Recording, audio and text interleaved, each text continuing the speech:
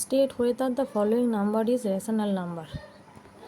Rational number দেখো or not কী করবো, এখানে বলেছে এটা, তাহলে এখানে এটা স্কোয়ার ফর্মে আছে, তাহলে এখানে আমরা কী করে নেবো, স্কোয়ার করে নেবো। তাহলে এখানে হচ্ছে 2 স্কোয়ার মানে হচ্ছে a square plus 2ab plus √2 square মানে b স্কোয়ার। তাহলে এখানে হয়ে গেছে তোমার 4 প্লাস এখানে হচ্ছে কত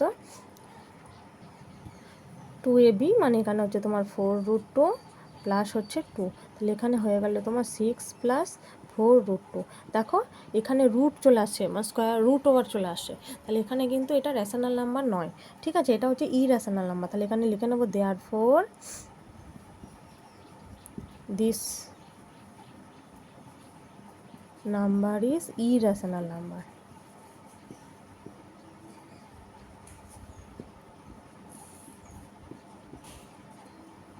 ঠিক আছে, দেখো এরপরে এটা এখানে এটাও স্কোয়ার ফর্মে আছে, তাহলে √7 আমরা বোথ সাইডের ও নিউমারেটর ডিনোমিনেটরে স্কোয়ার করে নেব, তাহলে 6√2/2।